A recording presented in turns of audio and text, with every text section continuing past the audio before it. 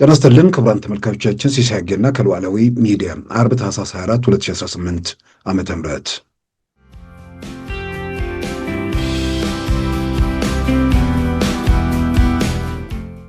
ዘመነንም ደውለለታል። ያስቸገረን ነገር ምንድነው? ጥላውንም አያምንም። ያው ፈሪ ነው ሳልኳቸው፣ ጥላውንም አያምንም። ውሎና አደራቸው ቅድም እንዳለው ሩጫ ነው። ወታደር የሚባለው አየር ላይ ነው ያለው። ማክሲመም አቅማቸው ምናልባት ይደበቁና በዚች ተኮስ አድርገው እኔ ሊገሉ ይችላል ይሆናል። የኔ መገደል ዝም የጫንም አይነቀንቅም እንኳን 4 ኪሎ ማለት ነው። ዘመነ ካሴ የ4 ኪሎ ቅዠቱን ትቶ አሁን የኢሳያስ ተላላኪ እንዲሆን አስመራ የሆነች ቦታ ሄዶ እንዲሸጎጥ ፕላኔት ሆቴል ሄዶ ከነደብረ ጽዮን ጋር ቁጭ ብሎ እንዲያወራ አድርገዋል። ከህገ መንግስት ጀምሮ ያሉ ችግሮችን ዋናው ባለቤቱ ከሆነው ከህዝባዊ ወያኔ ሓርነት ትግራይ ጋር ትብብር እየፈጠሩ ጭምር መሆኑ ደግሞ ማህበረሰቡ ላይ ከፍተኛ ጥያቄ ያስነሳ ነገር ሆኗል። ከመነሻው አጠቃላይ ኢትዮጵያን ፖለቲካ ከስሜት ባሻገር በሰከነ መንገድ ለሚመለከት ማንም ጤነኛ ሰው የነበረው ሁሉ ከግለሰቦች የስልጣን ፍላጎት ባሻገር ምንም የተጨበጠ ነገር የሌለው ኢትዮጵያን እያስተዳደረ ያለው ህወሓት ሆኖ ለመተኮስ ተነስተው ቢሆኑ ትክክል ነበሩ። ሸኔ እያስተዳደረ ለመተኮስ ተነስተው ቢሆኑ ትክክል ነበሩ። ሸኔ በፈጠሩና ህወሓት ባመጣው ጣጣ ከዚህኛው አዙሪት ለመውጣት እየተንቀሳቀሰ ያለ መንግስት ላይ መተኮስ ሸኔና ህወሓት እንዲመቸው የሚደረግ ጥረት ነበር።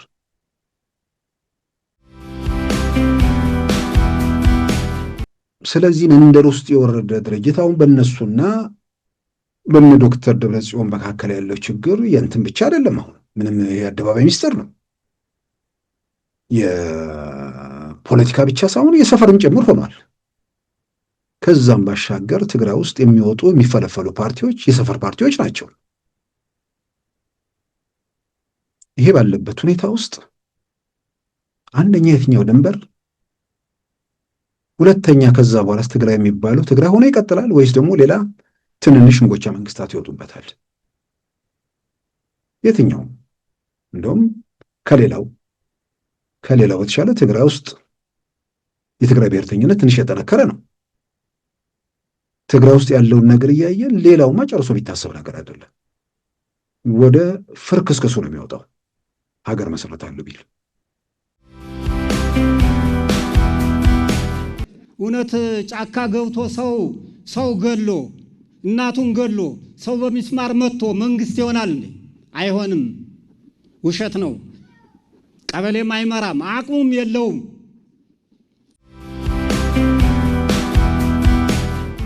ልኳንዳ መጣና በዘመናዊ መልኩ እርድ ሲመጣ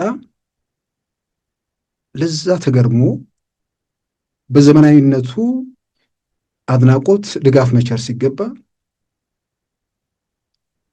ልኳንዳ ሰሩልን ለበሬዎች መፍጃ፣ ባቡር አመጡልን ለቆዳው መውሰጃ። አፄ ምኒልክ ባቡር ያስመጡት በሬዎቹ ተፈጅተው ከዛ በኋላ ቆዳዎቹ እንዲወሰዱ ነው። ልክ ሳነብ አሁን ያለውን ነገር ማንም ሰው ሊገረም አይችልም። አሁን ባለው ነገር የሚገረመው ያኔ እነዚህ አይነት ህመምተኛ ሰዎች የሆነ መሸታ ቤት ውስጥ ነው የሚኖሩት። መድረስ የሚችሉት የተወሰነ ሰው ጋር ነው። አሁን ህመምተኞቹ ሚሊዮኖች ጋር መድረስ ቻሉና ጤነኞቹንም ወደ ህመምተኝነት ለወጧቸው። በዛሬው ፕሮግራማችን በእነዚህና በሌሎች ወቅታዊ ጉዳዮች ላይ ትኩረት አድርገናል። አሁን ወደ ዕለቱ ዜና እናመራለን። በርካታ ሀገራት በቅርቡ ለሶማሌላንድ እውቅና እንደሚሰጡ የሶማሌላንድ ፕሬዝዳንት አስታወቁ። የሶማሌላንድ ፕሬዝዳንት አብዱራህማን ኢሮ ለካቢኔ አባሎቻቸው ባደረጉት ገለጻ ተጨማሪ ሀገራት በቅርቡ በይፋ ለሶማሌላንድ እውቅና እንደሚሰጡ መናገራቸውን የፕሬዝዳንቱ ጽሕፈት ቤት በቪዲዮ የተደገፈ መረጃ አሰራጅቷል። በሌላም በኩል ዘ ኢኮኖሚስት ባቀረበው ዘገባ ሶማሌላንዳውያን ቀጣዩ እውቅና የምትሰጣቸው ሀገር አሜሪካ እንደምትሆን እየጠበቁ ነው ሲል አመልክቷል። የአሜሪካ ዲፕሎማቶችና የጦር አዛዦች ወደ ሶማሌላንድ እየተመላለሱ መሆኑንም አመልክቷል። ዩናይትድ አረብ ኤምሬት፣ ኢትዮጵያና እንግሊዝም እውቅና በሚሰጡ ሀገራት ዝርዝር ውስጥ በግንባር ቀደምትነት ተጠቃሽ ሆነዋል። አሜሪካ የፖሊሲ ለውጥ አላደረኩም ብትልም የሀገሪቱ ዲፕሎማቶችና የአፍሪካ እዝ አዛዥ በተደጋጋሚ ወደ ሶማሌላንድ መጓዛቸውን የገለጸው ዘ ኢኮኖሚስት በበርበራ የጦር ሰፈር ለመገንባት ማቀዷንም አመልክተዋል። በዚች ዓለም እጅግ ደስተኛው ሰው ነኝ በማለት ለዚ ኢኮኖሚስት አስተያየታቸውን የሰጡት የሶማሌላንዱ ፕሬዝዳንት አማካሪ የደስታቸው ምንጭ እስራኤል ለሶማሊያ እውቅና መስጠቷ ብቻ ሳይሆን ሌሎች ሀገራትም በተመሳሳይ መንገድ ላይ እንደሚጓዙ እርግጠኛ በመሆናቸው ጭምር መሆኑን ገልጸዋል። የሶማሊያው ፕሬዝዳንት ሐሰን ሼክ መሐመድ በበኩላቸው የእስራኤልን እርምጃ በማውገዝ ለአልጀዚራ በሰጡት ቃለ ምልልስ የእስራኤል እርምጃ የኃጢአትን ሳጥን በመክፈት መከራን በዓለም ላይ መዝራት ነው በማለት አውግዘዋል። በሶማሌላንድና በእስራኤል መካከል በሶስት ጉዳዮች ላይ ስምምነት ከተደረገ በኋላ እውቅናው መሰጠቱን የገለጹት የሶማሊያው ፕሬዝዳንት ማስረጃ ሲሉ የጠቀሱትም የጸጥታ መረጃዎችን እንደሆነ አመልክተዋል። እስራኤል እውቅና ለሶማሌላንድ ስትሰጥ በምላሹ ሶስት ነገሮችን አግኝታለች ያሉት የሶማሌው ፕሬዝዳንት ይኸውም አንደኛ በአረቦችና በእስራኤል መካከል ዲፕሎማሲያዊ ግንኙነት ለማስጀመር በፕሬዝዳንት ትራምፕ አማካይነት የቀረበው የአብርሃም ስምምነት ነው ብለዋል። ሁለተኛ በግዛቷ ለእስራኤል የጦር ሰፈር ለመስጠት መስማማቷ ብቻ ሳይሆን ወደ ተግባር መገባቱን እንዲሁም ፍልስጤማውያንን ከጋዛ ነቅለው ሶማሌላንድን ለማስፈር ተስማምተዋል ብለዋል። ይህም በፍልስጤም ምድርና በአፍሪካ ቀንድ ቀውስ ያስከትላል ሲሉም አሳስበዋል። የሶማሌላንድ የውጭ ጉዳይ ሚኒስትር የሶማሊያው ፕሬዝዳንትን መግለጫ ሐሰተኛ ነው ሲል ያጣጣለ ሲሆን ያላስተባበለው የአብርሃምን ስምምነት ወይም የአብርሃምን አኮርድ ብቻ ነው። እርግጥ ነው እንደ አውሮፓውያን አቆጣጠር ታህሳስ 26 2025 የእስራኤሉ ጠቅላይ ሚኒስትር ቤንጃሚን ኔታንያሁ እውቅናውን በፈረሙበት ስነ ስርዓት ሶማሌላንድ የአብርሃምን ስምምነት መቀበሏን አረጋግጠዋል። ዘ ኢኮኖሚስት ሰኞ እንደ አውሮፓውያን አቆጣጠር ታህሳስ 29 2025 የሶማሊያና የመካከለኛው ምስራቅ የጸጥታ ምንጮችን በመጥቀስ ባቀረበው ዘገባም እስራኤል የበርበራ ወደብን ከወዲሁ ለቅኝት እየተጠቀመችበት ስለመሆኑ እንዲሁም ለወታደራዊ ዘመቻ በቤዝነት ልትጠቀምበት እንደሆነም አመልክቷል። በዩናይትድ አረብ ኤምሬት ሽፋንነት እነዚህ እርምጃዎች አስቀድመው ሳይከወኑ እንዳልቀሩም ከዘገባው መረዳት ተችሏል። እስራኤል በእርግጥ ወታደራዊ ቤዙን በሶማሌላንድ በርበራ ወደብ ካደረገች ዋነኛ ኢላማዋ በኢራን የሚደገፉት የሁቲ አማጽያን እንደሚሆኑ የገለጸው ዘ ኢኮኖሚስት የሁቲ አማጽያንና አልሻባብ እስራኤልን በማውገዝ ትብብር መፍጠራቸውን አመልክቶም ሶማሌላንድ ላይ ጥቃት ለመሰንዘር መዛታቸውንም አስነብቧል። የእስራኤል በሶማሌላንድ መከሰት በንግድና በወታደራዊ ዘርፍ በሶማሊያ ውስጥ ትልቅ ፍላጎት ላላትና በአካባቢው ለሰፈረችው ቱርክ ፈተና ሆኖ መገኘቱንም አመልክቷል። እስራኤል ከዩናይትድ አረብ ኤምሬት ጋር ያላት ትብብር ጥልቀት በሙስሊሙ ዓለም ሌሎች ሀያላን የሆኑትን ግብፅን፣ ሳውዲ አረቢያና ቱርክን ማሳሰቡን የገለጸው ዘ ኢኮኖሚስት እስራኤል የሰጠችው እውቅና በተቀናቃኝ ኃይሎች መካከል ያለውን ፉክክር እንደሚያንረው ይህም በሱዳን የእርስ በርስ ጦርነት ባላቸው አሰላለፍ እንዲሁም በኢትዮጵያና ኤርትራ መካከል ባለው ውዝግብም የሚገለጽ እንደሚሆን ከዘ ኢኮኖሚስት ዘገባ መረዳት ተችሏል። ጅቡቲ የእስራኤልን እርምጃ በማውገዝ ካወጣችው መግለጫ በተጨማሪ የሶማሊያን ድንበር የዘጋች ሲሆን የሶማሌላንድ ፓስፖርትንም እውቅና ነፍጋለች። በሀርጌሳ የሚገኘውን ተልኳንም ዘግታለች። ለጅቡቲ እርምጃ ሶማሌላንድ በወሰደችው አጸፋ በሀርጌሳ የሚገኙት የጅቡቲ አምባሳደር ሀገሯ እንዲለቁ እንዲሁም በጅቡቲ የሚገኙት አምባሳደሯ ደግሞ ወደ ሀገሯ እንዲመጡ ጠርታለች።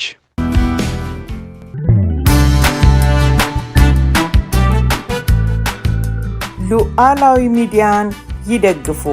ስራዎቻችንን ለብዙ እንድናደርስ ሰብስክራይብ፣ ሼር፣ ላይክ በማድረግ ሉዓላዊ ሚዲያን ያጠናክሩ። እውነትን እንዘግባለን፣ ኢትዮጵያዊነትን እናቀነቅናለን። መድረኩ ግን ለሁሉም አመለካከት ክፍት መሆኑን እናረጋግጣለን።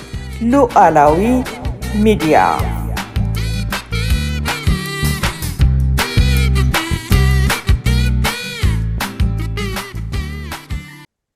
ክቡራን ተመልካቾቻችን በአማራ ክልል በተለያዩ ከተሞች ህዝባዊ ስብሰባዎች እየተካሄዱ መሆናቸው ይታወቃል። በእነዚህ ህዝባዊ ስብሰባዎች ከዚህ ቀደም ከነበረው በተለየ መንገድ ማህበረሰቡ በከፍተኛ ደረጃ ምሬቱን የገለጸበት፣ ታጣቂዎቹ የሚፈጽሙት ስቃይና ሰቆቃ በየመድረኩ የተነሳበትና ውግዘትም የተደመጠበት ነው። ምናልባትም ከዚህ ቀደም ከነበረው በተለየ ሁኔታ ጠንከር ብሎ የታዩ ስብሰባዎች ናቸው። እንግዲህ ያው መከራው ስቃው እየበረታ ማምጣቱና ችግሩ እየተባባሰ መገኘቱ ሁኔታዎችን መንግስት ባይቆጣጠረው ምን ያህል አደገኛ ሁኔታ እንደሚከተል ማህበረሰቡም እየተረዳው መምጣቱን የሚያሳይ ነገር ነው። ምናልባት ይሄ መድረኮቹ እየተካሄዱ ባሉበትም ሰዓት ታጣቂዎች ወደ ሰላም መንገድ እየተመለሱ ነው።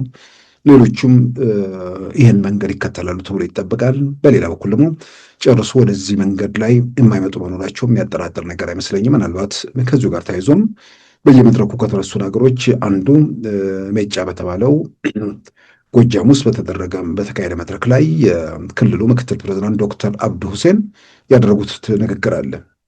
የሰላም ጥሪውን ለማድረግ የሰላም መንገድ ላይ እንዲከተሉ በየትኛውም አቅጣጫ ጥረት ተደርጓል። እነ ዘመነ ካሴ ጋርም ደውለናል ብለው በመድረኩ ላይ ተናግረዋል። ነገር ግን በአንድ በኩል በዘመነ ካሴ በኩል ከልክ ያለፈ ፍርሃት በመኖሩ በሌላም በኩል ደግሞ አደረጃጀቱ የፈጠራቸው ችግሮች ወደ ሰላም መድረክ ለማምጣት በሚደረገው ጥረት ላይ እንቅፋት መፍጠሩን አመልክተዋል። ድርድርና ውይይት ተጀምሯል። የአፍሪካ ህብረት ኢጋድ በተገኘበት አፋር ከተባለው ጋር ንግግር አድርገናል። ዘመነንም ደውለለታል። ያስቸገረን ነገር ምንድነው? ጥላውንም አያምንም። ያው ፈሪ ነው ስላልኳቸው ጥላውንም አያምንም። ያስቸገረን ነገር ምንድነው? የያዙት ድርጅት ብዙ ነው። የነዘመነ አምስቱን ስንደርስ ሌላኛውን አይተማመኑ። ውሎና አደራቸው ቅድም እንዳለው ሩጫ ነው። ወታደር የሚባለው አየር ላይ ነው ያለው። ማክሲመም አቅማቸው ምናልባት ይደበቁና በዚች ተኮስ አድርገው እኔ ሊገሉ ይችሉ ይሆናል። የኔ መገደል ዝም የጫንም አይነቀንቅም። እንኳን 4 ኪሎ ማለት ምናልባት እንደሺ ባል ሚስቴንና ልጆችን ላጎዳ እችላለሁ እንጂ የ4 ኪሎንና የዚችን እንኳን የ4 ኪሎ የሚጫኑን ባይነቀንቅም ከዚህ የዘለለ እንትን ሚናም ተልኮም አቅምም የላቸውም። ዞሮ አሁንም ተደጋጋሚ የሆነውን የሰላም ጥሪ እንደ ክልል መንግስት እያቀረብን ነው። ውይይት እያደረግን ነው። የፈለጉበት ቦታ መወያየት መነጋገር እንችላለን። የህግ የበላይነትን በብረት የማረጋገጥ ስራ ሰርተናል። ለዛ ነው ዘመነ ካሴ የ4 ኪሎ ቅዠቱን ትቶ አሁን የኢሳያስ ተላላኪ እንዲሆን አስመራ የሆነች ቦታ ሄዶ እንዲሸጎጥ ፕላኔት ሆቴል ሂዶ ከነደብረ ጽዮን ጋር ቁጭ ብሎ እንዲያወራ አድርገናል። በየመድረኮቹ ህብረተሰቡ ቁጣውን በከፍተኛ ደረጃ ገለጸ ብቻ ሳይሆን የመንግስት የስራ ኃላፊዎችም በከፍተኛ ደረጃ ጠንከር ብለው ወይ ደግሞ ምሬት በተሞላበት ሁኔታ የሚሰጧቸውን ማስተያየቶች መመልከት ይችላል። የክልሉ ፕሬዝዳንት አቶ አረጋ ከበደም እንደዚሁ በቀደም ሲል በነበሩ መድረኮች ላይ ማህበረሰቡን ጭምር ጠንከር ብለው የተቹበት ሁኔታ ነው የነበረው። አሁንም ዶክተር አብዱ ሁሴን ሜጫ ላይ ባደረጉት ንግግር ህብረተሰቡ በተለይ ማህበረሰቡን በተመለከተ ኦርቶዶክስም አለ፣ ሙስሊምም አለ፣ ፕሮቴስታንትም አለ፣ የትኛውም እምነት አለ። ግን በአካባቢው የተፈጸመውን ወንጀል ያን ወንጀል ለመፈጸም እምነት የሌላቸው ሰዎች ከዚህ በላይ ምን ሊያደርጉ ይችላሉ? በአካባቢው የተፈጸመውን ወንጀል እያነሱ ከዚህ በላይ ምን ሊፈጽሙ ይችላሉ? እምነት ይኑራችሁ ከልብ ሃይማኖት አላልኩም፣ እምነት ይኑራችሁ።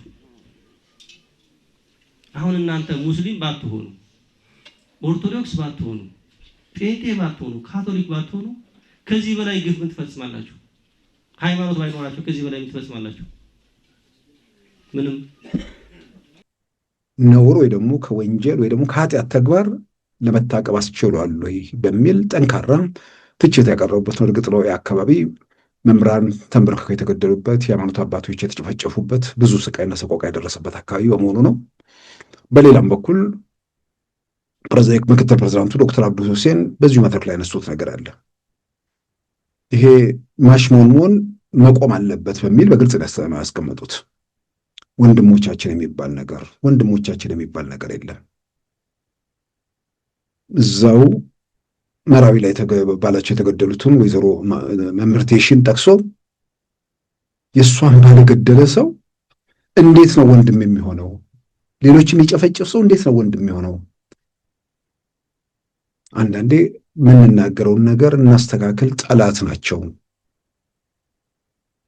ወደ ሰላም መድረክ እንዲመለሱ እንሻለን በሚል ጠንካራ መልእክት ያስተላለፉበት ነው።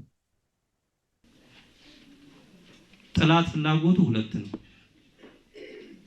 ጠላት ማን ነው የሚለውን ከዛ ፊት መመለስ ያስፈልጋል። ጠላት ወንድም ነው ወይ? አንድ ወንድሞቻችን ስትሏቸው ነበር። ጠላት ፋኖ ነው ወይ? ሁለት አይደለም።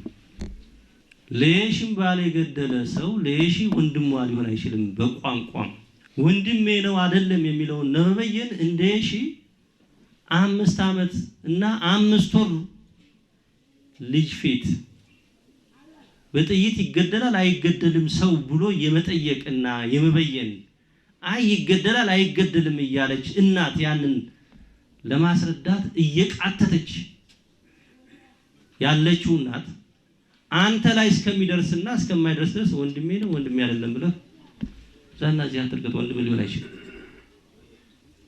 ጠላት ነው።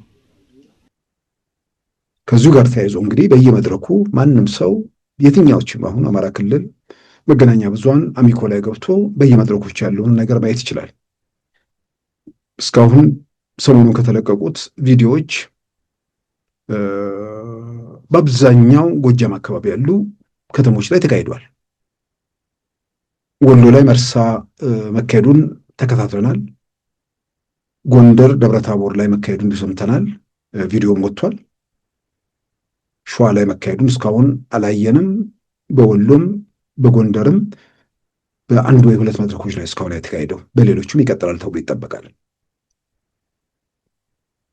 2 ዓመታት ተኩል የአማራ ክልል ህዝብ ነፃ ሊያወጣው ጫካ ገባሁ ያለው ሰው ቡድን 2 ዓመታት ከምናምን አማራ ክልልን ሲኦል ነው ያደረገው። 2 ዓመታት ከምናምን ሲኦል ሆነ ብቻ ሳይሆን ያንን መከራና ስቃይ ሰቆቃ በህዝብ ላይ ለማድረስ ምን ስለተፈጠረ ነው የሚለውን ነገር ያኔ በሙቀት ወይ በጩኸት ወይ በግርግር እየሰሙ ያደመጡ የተከተሉ እንዳሉ ምንም የሚያጠራጥር ነገር አይደለም። ግን ቆም ብሎ ሰዎች ሲያዩ ነገሮችን ሲመረምሩ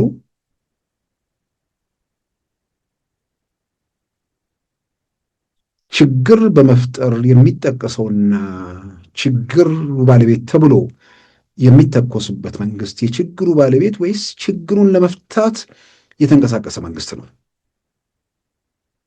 ከምንም በላይ ይሄን ችግር ይሄን መከራ ክልል ውስጥ ለማስገባት ምክንያት ያደረጉት ኃይሎች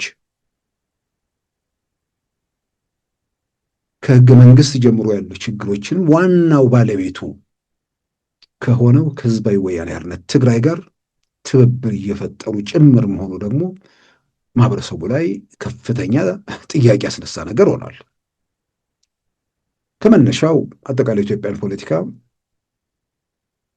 ከስሜት ባሻገር በሰከነ መንገድ ለሚመለከት ማንም ጤነኛ ሰው የነበረው ሁሉ ከግለሰቦች የስልጣን ፍላጎት ባሻገር ምንም የተጨበጠ ነገር የሌለው ኢትዮጵያን እያስተዳደረ ያለው ህወሓት ሆኖ ለመተኮስ ተነስተው ቢሆኑ ትክክል ነበሩ። ሸኔ እያስተዳደረ ለመተኮስ ተነስተው ቢሆኑ ትክክል ነበሩ። ሸኔ በፈጠሩና ህወሓት ባመጣው ጣጣ ከዚህኛው አዙሪት ለመውጣት እየተንቀሳቀሰ ያለ መንግስት ላይ መተኮስ ሸኔና ህወሓት እንዲመቸው የሚደረግ ጥረት ነበር። ሸኔና ህወሓት እንዲመቸው ብለው ያደረጉት ነው አይመስለኝም። በዋናነት ግን እነሱ ስልጣን ላይ የሚያደርሳቸው ነገር ኖሮ ሸኔና ህወሓት የሚመቻቸውም ከሆነ ጉዳያቸው አይደለም። ግድያው መቀጠሉ አለመቀጠሉ የእነሱ ራስ ምታት አይደለም። ዛሬ ላይ ሆነው የጉድያ አሳስቧቸው ነው ብሎ የሚናገር ሰው አለ? ግድያውን ሰፈራቸው ውስጥ ወሰዱት አለ እንዴ? እኛ ራሳችን ስንገድለው ምንም ማለት አይደለም ነው የሚል ነገር ካልመጣ በስተቀር አለ የሚባል አሰቃቂ ትዕይንት በሸኔ ሲፈጸሙ የነበሩትን በአማራ ክልል በአማራ ተወላጆች ላይ በተመሳሳይ ፈጽመውታል። ራሳቸው ፋኖቹ የሚመሰክሩትን እዚሁ በየመድረክ እያቀረብን ነው። በየመድረኩ የሰማነውን እኛም እያቀረብን ነው። የመርሳው ፋኖ የተናገረውን አድመጠናል። ፍኖተ ሰላም ላይ ፋኖ የሰጠውን አስተያየት አድመጠናል። በብሔረሰብ ወይ በብሔር ብዙም አያዋጣም በሚል ጉዳዩን ከእምነት ጋር ጭምር ለማያያዝ የሞከሩት ቤተ ክርስቲያን ጉልላት ላይ የሚሰቀል መስቀል አንገታቸው ላይ ያንጠለጠሉ ግለሰቦች የቤተ ክርስቲያን ጽላት ለመሸጥ የሚያስማሙ ሰዎች መሆናቸውን ራሳቸው ፋኖቹ ሲናገሩ አድምጠናል።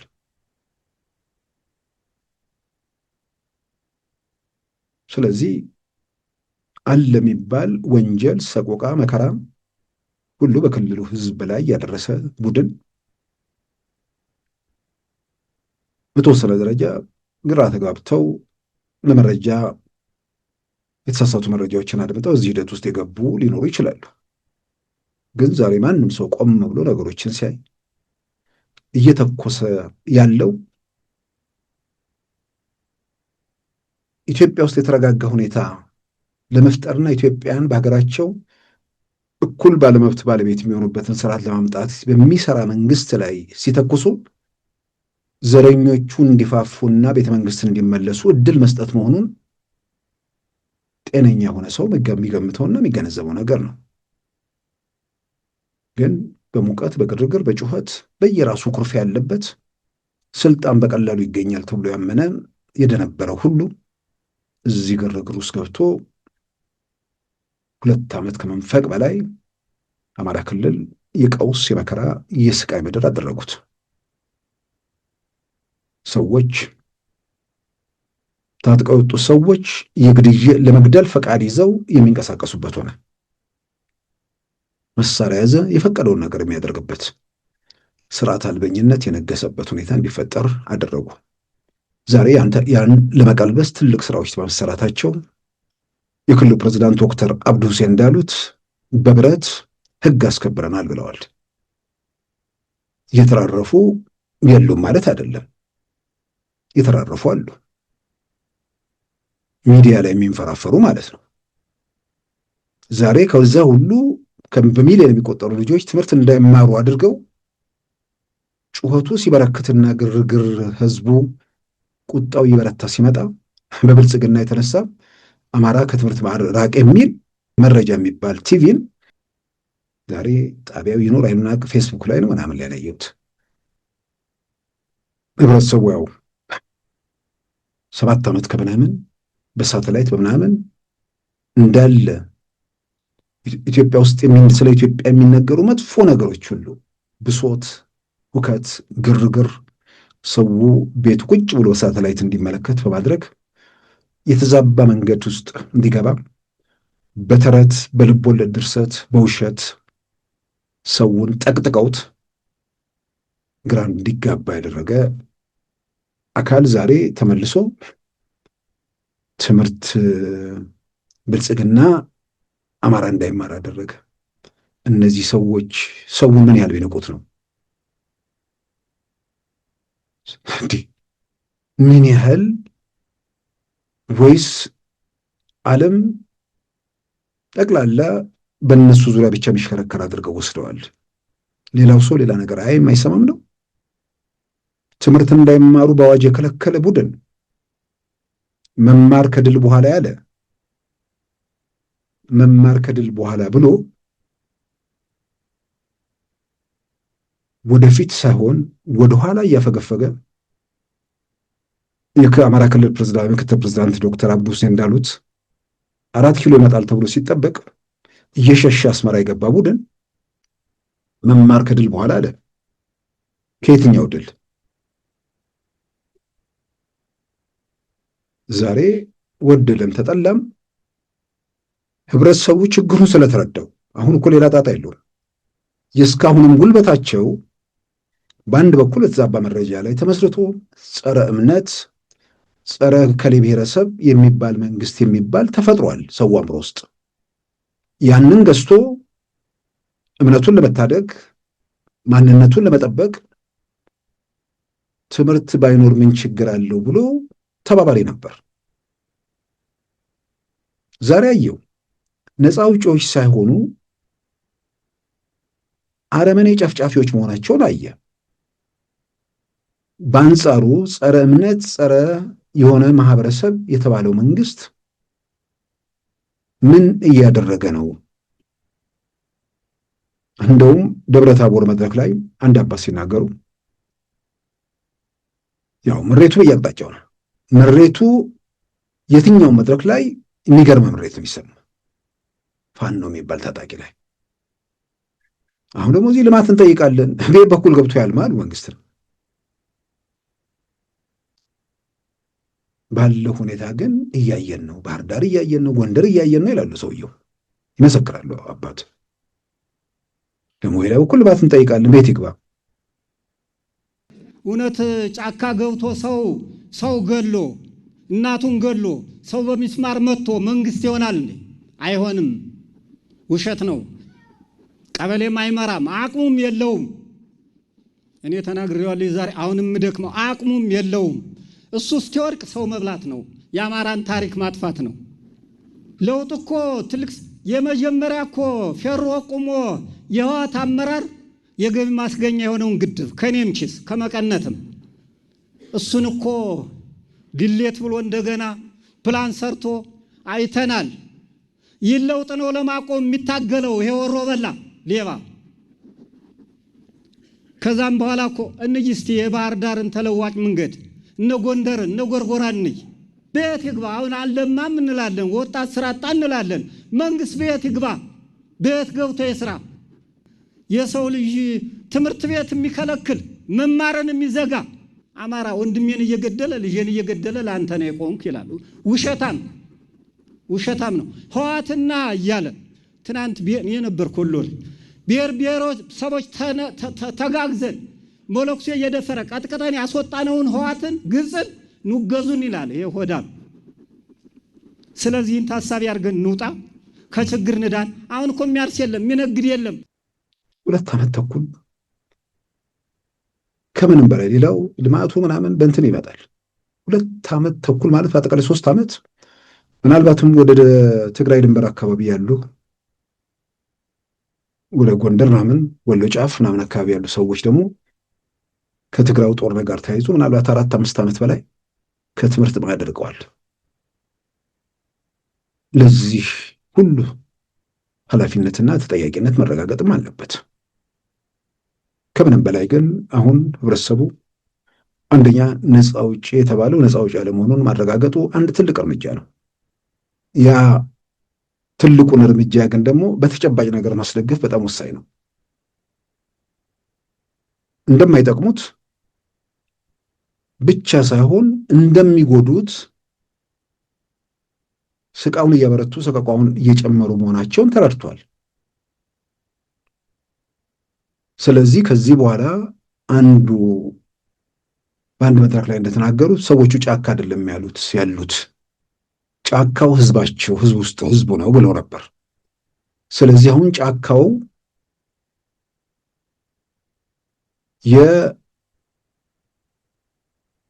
ጫካውን የሚያወድመው ሰደድ እሳት በመካከሉ ከመደበቅ እነዚህ ሰዎች ከዛ ሂደት ውስጥ እንዴት ማስወጣት እንደሚገባውና ከዚህ ሂደት ውስጥ ቢቻል በሰላማዊ መንገድ ወደ ሰላም መድረክ እንዲመለሱ ማበረታታት፣ መደገፍ፣ ማገዝ፣ ያን ማድረግ አሻፈረን ካሉ ግን እዛ ውስጥ ተደብቀው ከዚህ ቀደም በነበረው ወንጀላቸው እንዳይቀጥሉ በየመድረኩ ያደረገውን ነገር በተግባር መመንዘር፣ መንግስት ደግሞ እነዚህ ኃላፊነት የማይሰማቸው ሰዎች ስለሆኑ የሚያደርሱት እርምጃ ሊኖር ስለሚችል ተሽሎክልቆም ብሎ እርምጃ ሊወስዱ ስለሚችሉ ያንን ደግሞ ጸጥታውን በመንግስት በኩል ማረጋገጥ ስራዎች መሰራት አለባቸው። ህብረተሰቡ ከተባበረ መንግስት ጸጥታውን ለማረጋገጥ ምንም ጥያቄ ውስጥ የሚገባ ነገር አይደለም። የትም ጋራ ላይ የትም ጫካ ላይ ሆነ ተዋግቶ አያውቁም። እንደምንሰማው ያረጋገጥነውም ይሄንን ነው። የሆነ ቦታ መንግስት ሲደርስ ያሉበት ወጥቶ ይተኩሳሉ። ከያሉበት ወጥቶ ይተኩሳሉ ማለት ከህብረተሰቡ ውስጥ ወጥቶ ይተኩሳሉ ማለት ነው። ስለዚህ ህብረተሰቡ እነዚህ ሰዎች አጋልጦ የሚሰጥበት ሁኔታ ከተፈጠረ ምናልባት ጎበዝ የሆኑት በትክክል ጥያቄ ያለን የሚሉት እንደ ድሮዎቹ አማጽያን ጫካ ይገባሉ፣ ለመጀመሪያ ጊዜ ማለት ነው። ከዛ በኋላ ዓላማቸው ትክክል ይሁንም አይሁንም እንዲህ አይነት የወንድ ስራ የሚሰራ መከበር ነው ያለበት። በየስርቻው ከሚርመጠመጠው አንጻር ማለት ነው። እውነተኛ ጥያቄ ኖሯቸው ለዛ ዓላማ እንትን የሚሉ ከሆነ እነዚህ ጫካ በትክክል የገቡ በትክክል በረሃ የወረዱ ሰዎችን ከነሱ ጋር መነጋገር ይቻላል። ለስልጣን ብለው ከዚህ በኋላ ዝም ብሎ ጫካ ሊወጡ አይችሉም። ኢትዮጵያ ውስጥ ራሱ ትግሉ እኮ የተጀመረው ግልጽ ነው እኮ ለምን የተጀመረው። ጭቆናው፣ መከራው፣ ማንነትን መሰረት ያደረገው ጥቃት ባለቤት አለው። 27 ዓመት በኢትዮጵያ ፖለቲካ ስልጣን ላይ የነበረ ቡድን ነው። ያኔ ዛሬ የሚተኩሱት ብዙዎቹ ሰጥ ለጥ ብለው የተገዙ ነበሩ። ለምን? ህወሓት 17 ዓመት ጋር ወጥቶ ወርዶ ነው የመጣው። ስለዚህ እንደ ህወሓት ለማድረግ ሳስበው ደከመኝ ብለው ለጥ ብለው ለመገዛት የወሰኑ ሰዎች ነበሩ። በአንጻሩ ደግሞ ወደ ስልጣን የመጣው የጠቅላይ ሚኒስትር አብይ መንግስት ድንገት ከውስጥ የፈነዳ ነገር ስለሆነ በቀላሉ እንደመጣው በቀላሉ ይሄዳል የሚል መታበያ ውስጥ ገቡና ወደ መተኮስ ሄዱ። እንኳን እነሱን እንኳን ሸኔና ፋኖን ባለሚሳኤሎችንም አደብ ማስገዛቱን በደንብ ስላዩ ከዚህ በኋላ ማንም ምንድነው የሆነ ነገር እንጣጥ የሚሉበት ዘመን አከተመ ብዬ አምናለሁ። ለአንዴና ለመጨረሻ ጊዜ የእንጣጥ በከተማ እንጣጥ በየገጠሩ እንጣጥ የሚባልበት ጊዜ አከተመ። ህግና ስርዓት የሚከበርበት የሰዎች ሰላምና ደህንነት የሚጠበቅበት ሁኔታ ከመቼውም ጊዜ በላይ እየተረጋገጠ መጥቷል። መብት መገደብ የለበትም። ነፃነት መጠበቅ አለበት። ግን በመብትና በነፃነት ስም የነበረው ሁኔታ ልቅነትን ጋብዞ ሀገር ዋጋ ከፍሏል። እርግጥ ደግሞ ስልጣን ላይ ያለው መንግስት ያንን ነገር የፈቀደው በሙሉ አቅምና ጉልበት ላይ በነበረበት ጊዜ ነው የሚለውም ራሱ አብሮ መነሳት ያለበት ነገር ነው። ትልቁ ነገር ያን ምዕራፍ ዘግተን በከተማም እንጣጥ የሚሉ በገጠርም እንዘጭ የሚሉ ሁሉም አደብ የገዙበት በተግባር በሚዲያ ላይ ብቻ የሚንፈራፈሩበት እውነታ ላይ ተደርሷል። ይሄ በጣም መሰረታዊ ነገር ነው። ህብረተሰቡም በዚህ በኩል የራሱን ኃላፊነት መወጣት አለበት። መንግስት ኃላፊነቱ መወጣት አለበት። ፊታችንን ሙሉ በሙሉ ወደ ልማት ማዞር የሚቻልበት፣ በሌላ በኩል ደግሞ አንዳንዴ ለህብረተሰቡ በየአጋጣሚ መናገር የሚያስፈልገው በየትኛው መንግስትና ስርዓት ውስጥ ሌቦች ይኖራሉ፣ ቀማኞች ይኖራሉ።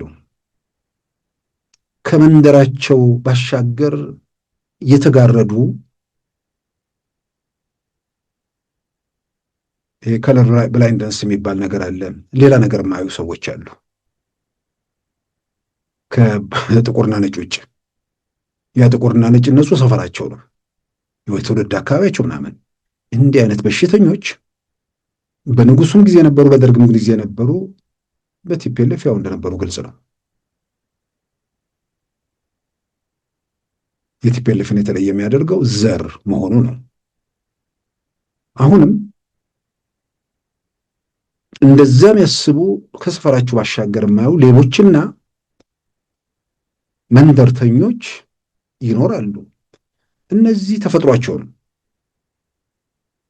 ሰዎቹን ከሰፈራቸው አወጣቸው እንጂ እነርሱ ምንድን ነው ጭንቅላታቸው እዛው ሰፈራቸው ውስጥ ነው ያለው። እነዚህን ምንም ማድረግ ስለማይቻል መንግስት ኃላፊነቱን መውጣት ነው ያለበት። በተለይ ወደ ትልልቅ ኃላፊነት በተለይ ወደ ትልልቅ ወደ ፌዴራል ወደ ክልል ራሱ ባለ ቦታዎች ላይ መንደር የሚያስቡትን እዛው መንደራቸው ላይ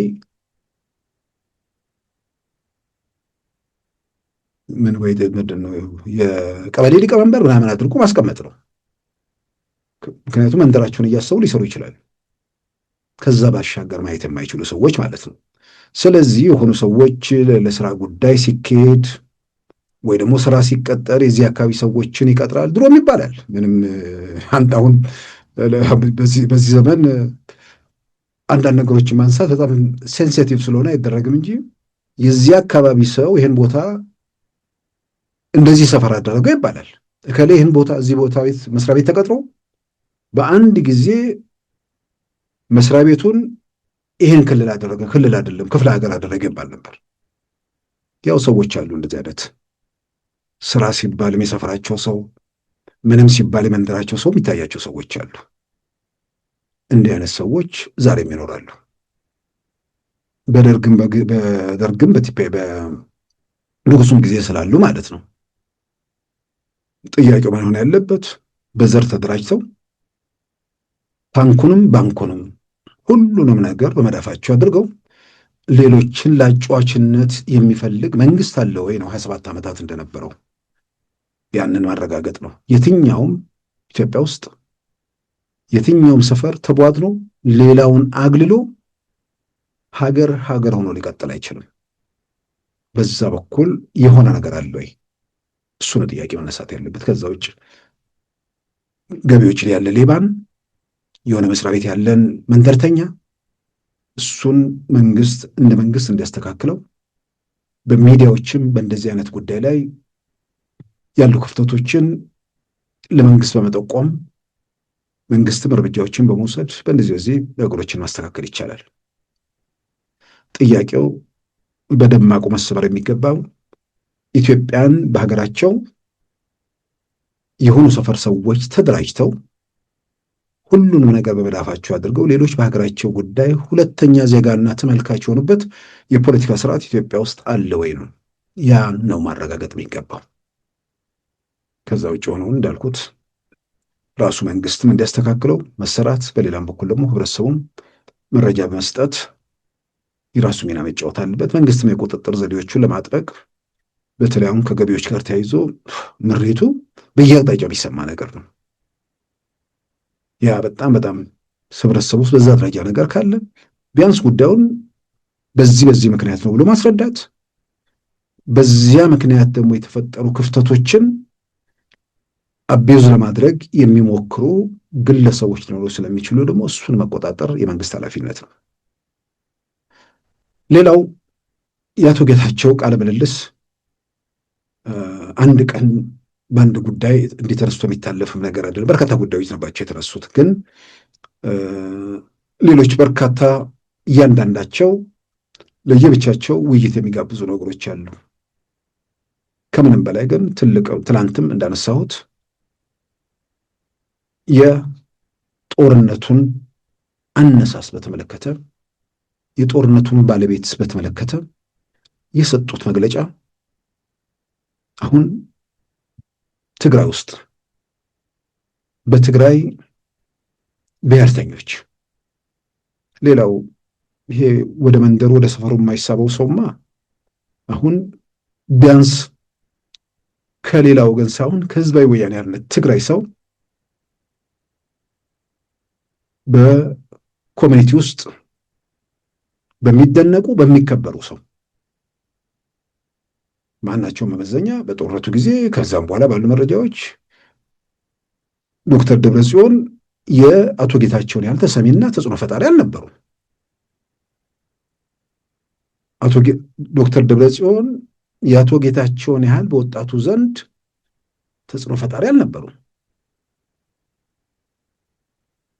በሌላው ኢትዮጵያዊም ዘንድ በጦርነት ወቅት የህወሓት ምልክት ተደርገው የሚወሰዱትም በዓለም አቀፉ ማህበረሰብም አቶ ጌታቸው ነበሩ። በዛ ደረጃ ላይ ዋና ተዋናይ የሆነ ሰው ሂደቱን በተመለከተ በግልጽ አስቀመጠ። አሁን ከዚሁ ጋር ተያይዞ ልነሳበት እዛ ላይ ወደ አነሱት ነጥብ መጣው። ያኔ በደል፣ ስቃይ፣ ሰቆቃ በማንነት ላይ የተደረገ ምንድነው መሰረት የተደረገ ጥቃት የትግራይን ህዝብ እንደ ህዝብ ለማጥፋት የሚለው ፕሮፓጋንዳ በሰፊው ስለተሰራበት ያንን አምነው ያንን ገዝተው የጠቅላይ ሚኒስትር አብይ መንግስት ሊያጠፋን ነው ብለው አምነው ከቲፒኤልኤፍ ጎን የቆሙ የሉም ማለት አይቻልም፣ ነበሩ። ግን አቶ ጌታቸው ከመናገራቸውን በፊት ያው ጠባቧ ኩሬ ውስጥ መደፈቅ ያልፈለገ ግራ ቀኝ ሁኔታዎችን ለመመልከት የሞከረ ሂደቶቹን ዝም ብሎ መለስ ብሎ ሲገመግማቸው ጦርነቱን ማን ለምን ዓላማ እንደሚያነሳው በአብዛኛው ግልጽ ነው። ያ ግን ጊዜ ወስዶ የሆነ ሂደቶችን ለሚከታተል ሰው ነው። አብዛኛው ኢትዮጵያዊ ደግሞ ሁኔታዎች ሲፈጠሩ ነው ሂደቶችን የሚከታተለው። ባይሆንማ ሁሉም ሰው መረጃዎችን በጠራ መንገድ ተከታትሎ ቢሆን ኖሮ አማራ ክልል አንድ ሳምንት የሚተኮስ ተኩስ ይኖር ነበር። ህብረተሰቡን አደናግረውት ተከበብክ፣ ወደ አዲስ አበባ እንዳገባ ተደረክ፣ እንደዚህ ተደረክ፣ ትጥቅ ሊያስፈቱ ነው ሊያጠፉ ነው የሚለው ነገር በተደራጀ ፕሮፓጋንዳ ባይሰራ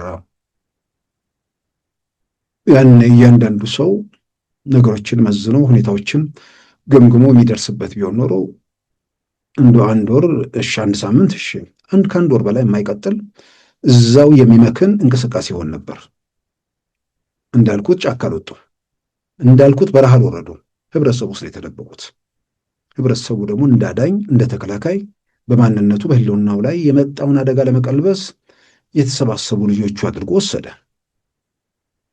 መረጃዎችን አጥርቶ ማየት ወይ ደግሞ በዛ በኩል ያለውን ክፍተት በሌላ መንገድ መሙላት የሚቻልበት ሁኔታ ቢኖር ኖሮ አንድ ወር አይደብቃቸውም ነበር። ከዛ በኋላ ሁኔታ ይበቃ ነበር። ይህንን ማነሳውም ትግራይ ውስጥም ባለው ሁኔታ ፕሮፓጋንዳ ቀላል ነገር አይደለም። በዛ የተነሳ ብዙ ሰዎች ተስበው ገብተዋል። ሊያጠፉን ነው በህልውናችን ላይ መጡ የሚባለውን ነገር አድምጠዋል። ሁልጊዜም ሰዎች የተሟላ ነገር እንዲኖራቸው ግራ ቀኝ ማየቱ ሁልጊዜም ጥሩ ነው። በቲፒኤልኤፍ በኩል የሚነገረውን የሰማ ሰው በመንግስት በኩል የሚባለውንም ነገር ማድመጥ ቢችል እግዚአብሔር የሰጠውን አእምሮ ተጠቅሞ መመዘን የሚችልበት ሁኔታ ይፈጠራል። ጠላት ብሎ አንድን ነገር ከፈረጀ በኋላ አልሰማማ ላይም የሚለው ነገር የመረጃ ክፍተት እንዲፈጠር አስተዋጽኦ አድርጓል። በዚህ የተነሳ የዛን ጊዜ ጦርነቱን የሚያነሳው ጦርነቱንም የቀጠለው ህዝቡን ሊያጠፋ የተንቀሳቀሰው ኤርትራን የጋበዘው ሁሉ ነገር ኃጢአት ወይ ጥፋት የሚባለው ነገር ሁሉ ፌዴራል መንግስቱ ላይ ተደፍልፎ ነበር። ዛሬ አቶ ጌታቸው ጦርነቱ እንዴት በማን ለምን እንደተጀመረ በዝርዝር ግልጽ ሲያደርጉ ህብረተሰብ ውስጥ ያለው ቁጭት ወይ ደግሞ የተጠቂነት ስሜት ቁጭቱ ይወጣለት አይደለም። ቁጭቱ ወደ እልህ ሊቀየር ይችላል። የተጠቂነት ስሜቱ ሊያጠቃው የመጣ ኃይል አልነበረም። ለካ ህብረተሰቡን ማግደው ተመልሰው ቤተ መንግስት ገብተው ለዘረፋ ለቅሚያ ሲያደርጉት የነበረውን ጭቆና ለመቀጠል የፈለጉ ሰዎች የፈጸሙትና ያስከተሉት አደጋ የሁሉ ሞትና እልቂት በእነሱ ሳቢያ የተከተለ መሆኑን አሁን ህብረተሰቡ ግልጽ ሆኖለታል። ዛሬ አንድም ወገን እነ ዶክተር ደብረጽዮን በየቀኑ መግለጫ ይጽፋሉ። በየቀኑ አንዳንዴ አቶ ጌታቸው አሁን ጥሩ አድርገው ስለገለጹ እኔ በፊት ይገረም ነበር። እነዚህ ሰዎች እንዴት ነው አያስቡም አይል ነበር።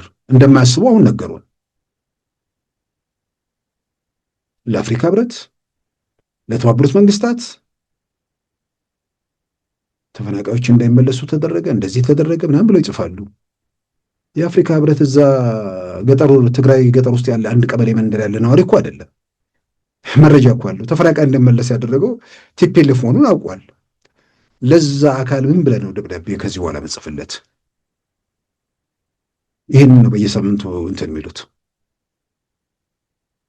አሁን የሚጠበቅባቸው ይህንን በየቀበሌ ላለ ካድሬ የሚነገረውን ነገር መደረት ሳይሆን ጦርነቱን የትግራይ ህዝብ ውስጥ አሁን ገብቷል። ጦርነቱን መክፈታችሁን በ3 ሳምንት መንግስት እንሆናለን ብላችሁ እዛ ነገር ውስጥ መግባታችሁ ግልጽ ሆኗል። ያ ሁሉ ህዝብ ለምን አለቀ? ያ ሁሉ ውድመት ለምን ተከተለ? አሁን ተጠያቂነት መረጋገጥ ያለበት ከዚህ በኋላ ትግራይ ምድር ላይ እስር ቤት ካልሆነ ትግራይ የትኛውን መሬት ላይ መንቀሳቀስ የነበረባቸው ሰዎች አልነበሩም። ይሄ የመጨረሻው ትልቁ ጉዳይ ነው። ይህን በተመለከተ አይደለም ጦርነቱን እኛ አልጀመርነውም የሚል መከራከሪያ እስካሁን አልሰማሁም። ለዚህ ዓላማን ያደረግነው የሚባል ነገርም የለም፣ ሊሆንም አይችልም። ተደራጅቶ መግለጫ ሊጽፉ ይችላሉ። እንዳልኩት የአቶ ጌታቸው ቃለ ምልልስ ለብዙዎቻችን ከቲፒኤልኤፍ ወገን የመጣ ማረጋገጫ ነው እንጂ ሂደቶቹን በተመለከተ በተደጋጋሚ ግልጽ ነበር። ምንም የሚያጠራጥር ነገር አልነበረም። ህወሓት ጦርነቱን ለመጀመሩ ቅንጣት ታክል የሚያጠራጥር ነገር አልነበረም። አሁን ባለቤቱ ስለተናገረ ነው። ባለቤቱ ሲናገር የሚሰሙ ያኔ ተከትለው የሄዱ ዛሬ ደግሞ አድምጠው ነገሮችን ባለቤቱ ተጠያቂው ማን እንደሆነ የሚያምኑ የትግራይ ተወላጆች በከፍተኛ ቁጥር መሆኑ የሚያጠራጥር ነገር አይደለም። ትናንትም እንዳነሳሁት እዚህ ደረጃ ላይ ከተደረሰ በኋላ አክቲቪስት ነኝ ጋዜጠኛ ነኝ ምናምን ያኔ የትግራይን ህዝብ ተወረርክ ጠላት መጣብህ ምናምን ሲብሉ የነበሩ አካላት ያኔ እኛ እሱም የሴራው የምናምን አካል ናቸው። አንዳንዶቹ ሊሆኑ ይችላሉ፣ አንዳንዶቹ ናቸው ብዬ አላምንም። እዚህ ጋር ከተደረሰ በኋላ ግን እውነቱ ከተገለጠ በኋላ ከእውነት ጎን ቆመው ትግራይ ውስጥ ያለውን ወንጀለኛ ቡድን ተጠያቂነት እንዲረጋገጥ መስራት ነው ያለባቸው። ጉዳዩ የትግራይና የትግራይ ህዝብ ጉዳይ የሚያሳስባቸው ከሆነ ማለት ነው። በዋናነት ልነሳበት የፈለኩት ነገር አቶ ጌታቸው በዚያ ቃለ ምልልሳቸው ላይ የትግራይ ሀገርነትን በተመለከተ የሚቀነቀነውን ሀሳብ በተመለከተ ያነሱት ነገር አለ። ትግራይ ከብዙ የአፍሪካ ሀገሮች ትበልጣለች፣ ስለዚህ ሀገር ለመሆን ከባድ አይደለም የሚል ድምፀቱ ወይ ደግሞ እንትን ያለው ነገር ተናግረዋል። ያው ሀገር የሚባለው ነገር በዋናነት አዲስ አበባን እንይዛለን የሚለው ነገር ከከሸፈና ከተመቱ በኋላ ሰውን ለማሰባሰብ የተጠቀሙበት ነው። ያኔ ደግሞ ተጠቃው በማንነቴ ሊያጠፋኝ ነው ሁሉም ተረባርቦብኛል ብሎ ያመነ አካል በቃ ሌላ መውጫ ነገር ካልታየው ያን ማለቱ ብዙ ነውር የለውም። ዛሬ የጦርነቱ ባለቤት ከታወቀ በኋላ ህብረተሰቡን ሀገር ሁን ብትለው ለምንድነው ሀገር የሚሆነው? የመሰረቱን ሀገር ጥሎ ወዴት ነው የሚሄደው?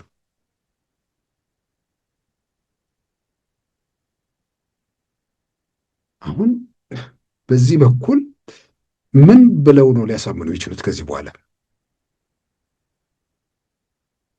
አሁን ጥያቄው አቶ ጌታቸው ብዙ የአፍሪካ ሀገሮች አሉ ብለዋል።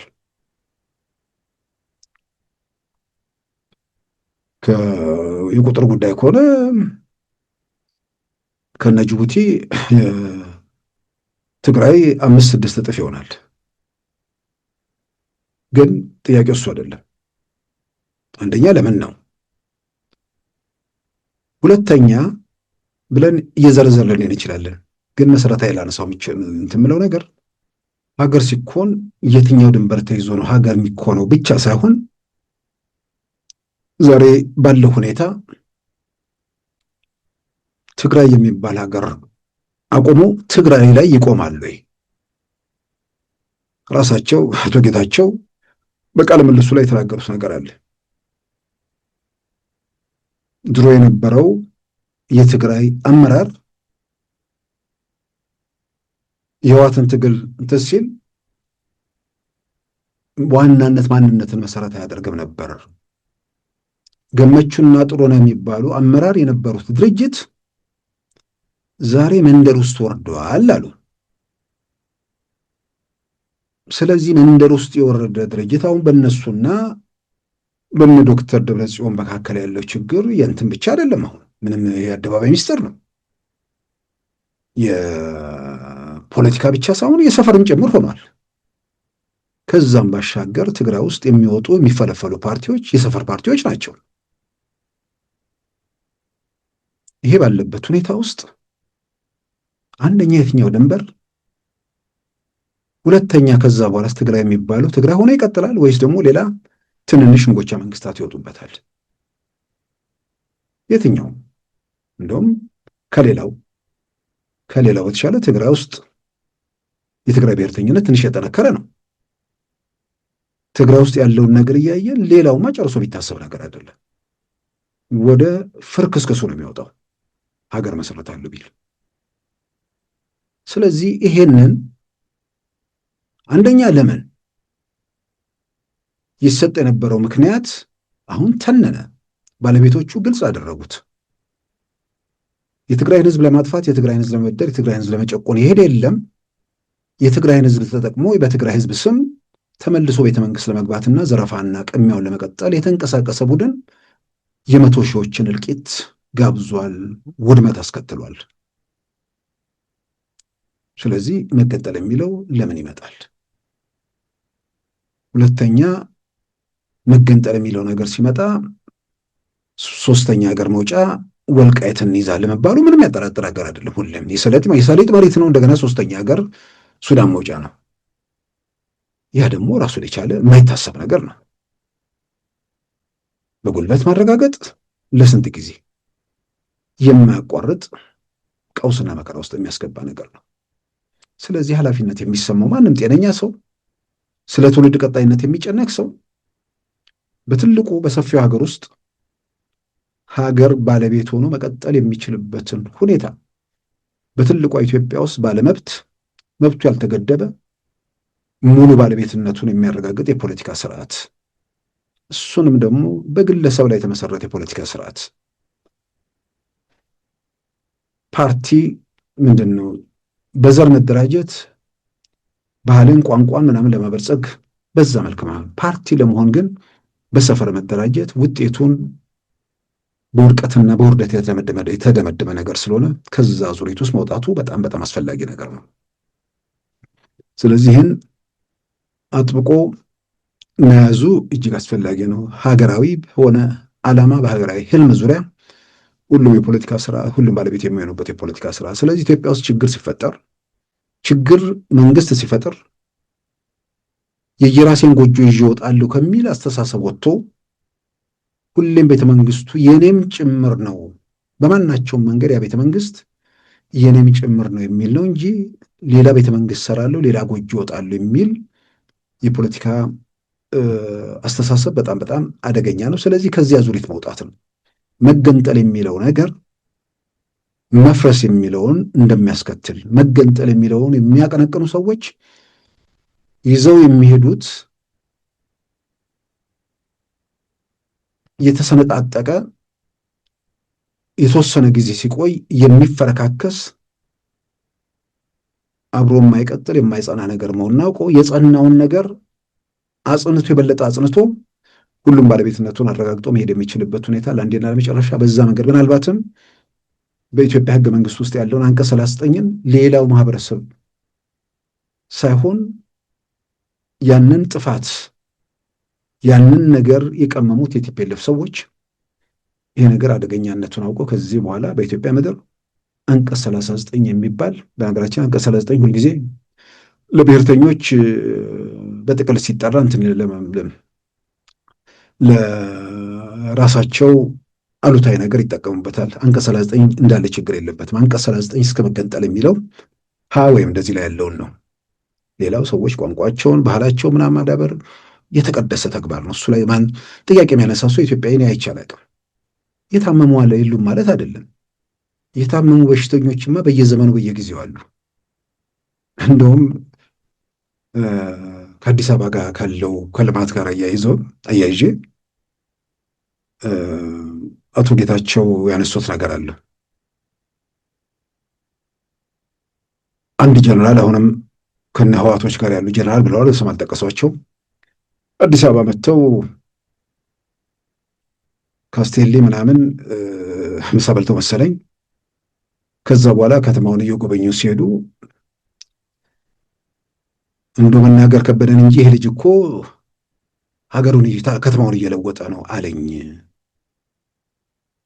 አቶ ጌታቸው ለዚህ መልስ ሲሰጡ ያለውን ነገርማ መናገር ነው ለምን ይከብዳል አሉ። እንደውም ጀነራሉ እውነቴን ነው የምለው ትልቅ እርምጃ ነው። አይተው ያየቱን ማመናቸው ያመኑትን ለመመስከር መፍራታቸው ያው ካለው ፖለቲካ አንጻር እንኳን ጥሩ ተሰርቷል ብሎ መመስከር አዲስ አበባ መሄድ ወንጀል ነው በሚባልበት የፖለቲካ የህወሓት እንትን ውስጥ እንደዛ እንዲያደርጉ አይጠበቅም። ነገር ግን ያየውን መገረሙ መደነቁና ቢያንስ አጠገቡ ላለው ሰው መመስከሩ ቀላል ነገር አይደለም። ኢትዮጵያ እኮ የቸገራት ይሄ ነው። አይናቸውን የማያምኑ የሆነ ሀገር የተቀመጡ ሰዎች በሚያንቆረቆሩላቸውን ተረት ጥላቻና ምናምን ነገር የሚመገቡ ሰዎች እኮ ናቸው ኢትዮጵያን ያስቸግሯት። የሚያዩትን የማያምኑ ቁሩንም ሀሩሩንም ፀሐዩንም ብርዱንም ጎርፉንም ተቋቁሞ ጸንቶ አምሮ ተውቦ የሚታየውን ነገር ብልጭልጭ የሚሉ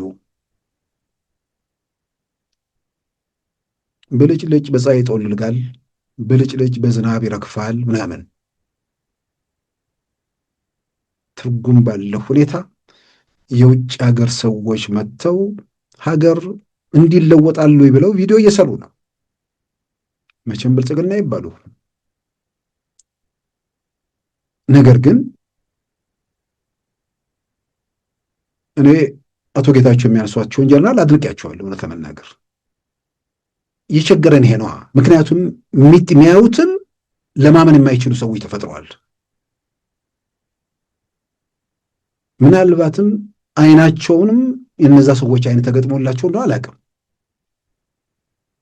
እያዩ የማያምኑ ተረት ደግሞ ዝም ብሎ የሚጋጡ ሰዎች ስላሉ ነው። ነገር ግን ሁሌ እኔንም ብዙዎቻችን እንገረም ነበር። ሰው ሀገሩ ላይ በሚሰራ ሀገሩ ስትለወጥ ሀገሩ ላይ ያለውን ለውጥ ሌሎች ባዕዳን መጥተው አድናቆትና ክብር ሲሰጡ ከምንም በላይ ኢትዮጵያን ከፍተኛ ተጋድሎ ያደረጉበት በዓለም ላይ አንጸባራቂ ታሪክ የሰሩበት አድዋ አዲስ አበባ ከተማ ላይ ገዝፎ የመጣ የውጭ ሀገር ሰው ሁሉ ሄዶ አድዋን ሲጎበኝ ለመጣው ለሲንጋፖር መሪ፣ ለማሌዥያው መሪ ወይ ለህንዱ ጠቅላይ ሚኒስትር አይደለም። እነሱን ተከትሎ በየሀገራቸው የት ጎበኙ ምን ማለት ነው የሚለው የሚሰጠው መልእክት አለ። አድዋ አዲስ አበባ ከተማ ላይ በዛ ደረጃ በከተማ ውስጥ ያለ ከተማ ሆኖ ገዝፎ ተገንብቶ ታሪክን ገድልን የሚያስታውስ በአፍሪካ ውስጥ በቅኝ ያልተገዛ ሀገር ታሪኩን ማንም ሰው ሄዶ የሚጎበኘው የሚዳስሰው እውነት የሆነበትን ነገር ተፈጥሮ ሌሎች በርካታ ስራዎች በኢትዮጵያ ተሰሩ።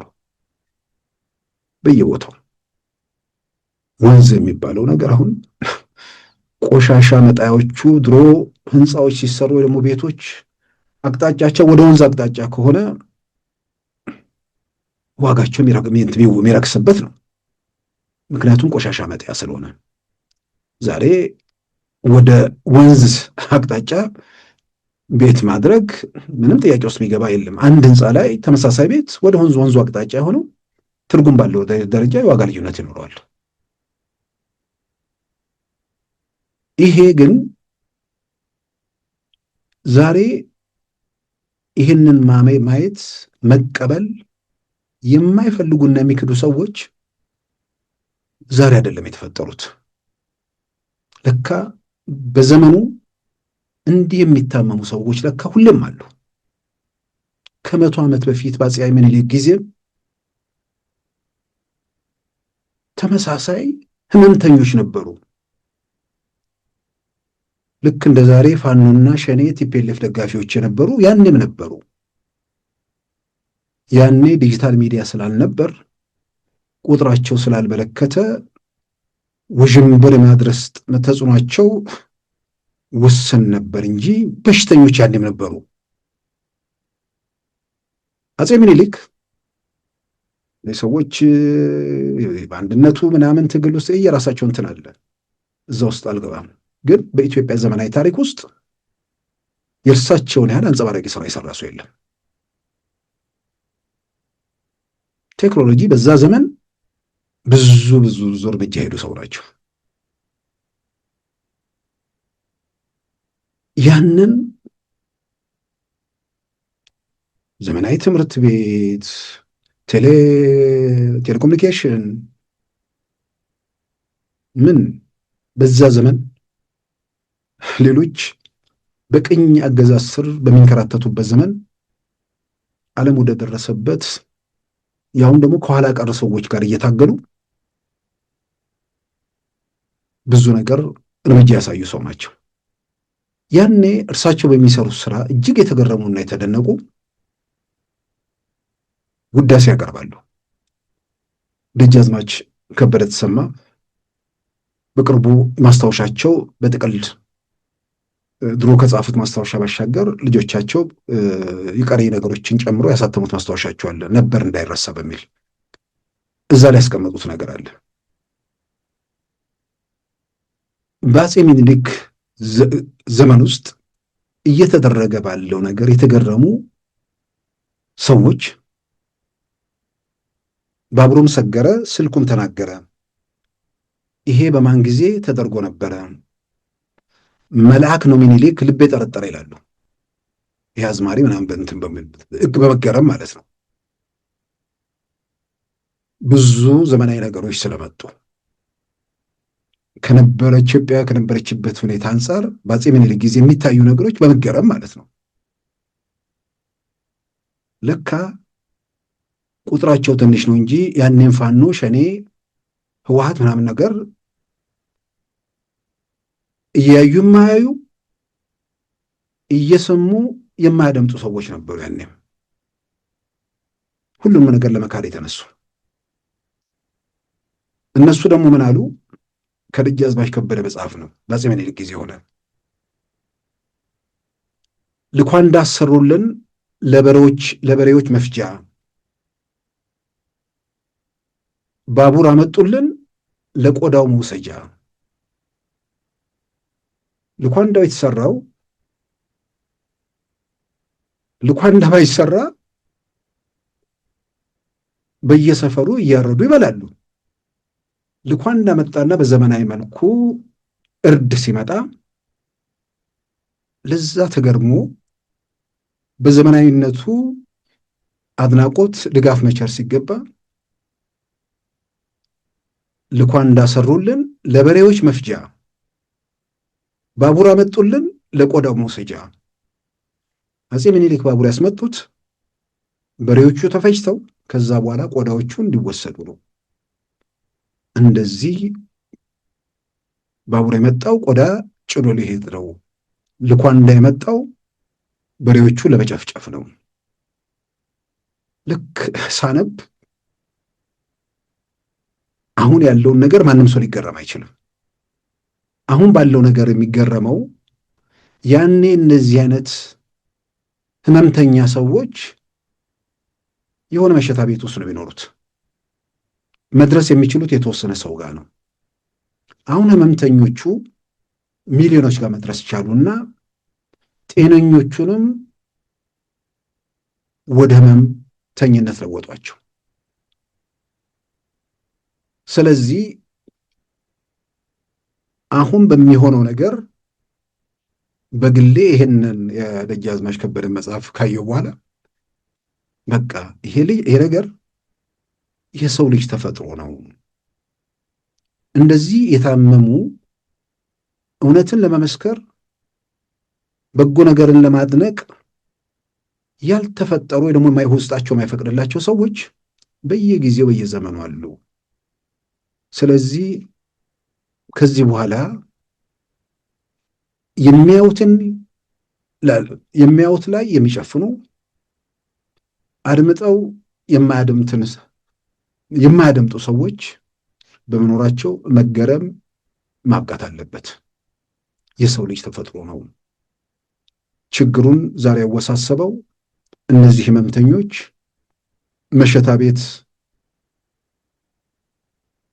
ወይ ደግሞ ምናምን ሰፈር ሳይሆን ዲጂታሉ ዓለም መጣና በየሰፈሩ በየቤቱ በየምናምን መድረስ የሚችሉበት ሁኔታ ስለተፈጠረ የእነሱን ህመም ሌሎች ላይ ያጋቡባቸው፣ እነሱም አይደኑ ናቸው። ይሄ ተፈጥሮ ነው። ሌሎቹ ግን እያዩ እየገመገሙ ነገሮችን እንትን እያሉ ሲመጡ ይፈወሳሉ ብዬ አምናለሁ። ክቡራን ተመልካቾቻችን የዛሬ ታህሳስ 24 2018 ፕሮግራማችን በዚሁ ተጠናቋል። ጤና ይስጥልን።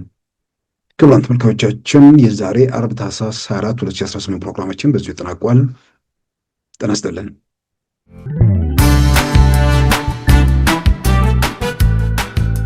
ሉዓላዊ ሚዲያን ይደግፉ። ስራዎቻችንን ለብዙ እንድናደርስ ሰብስክራይብ፣ ሼር፣ ላይክ በማድረግ ሉዓላዊ ሚዲያን ያጠናክሩ። እውነትን እንዘግባለን፣ ኢትዮጵያዊነትን እናቀነቅናለን።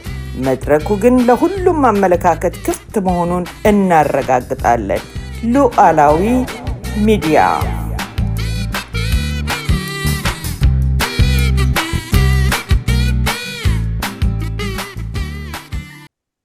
የዛሬ አርብ ታህሳስ 24 2018 ፕሮግራማችን በዚሁ ተጠናቋል። ጤና ይስጥልን።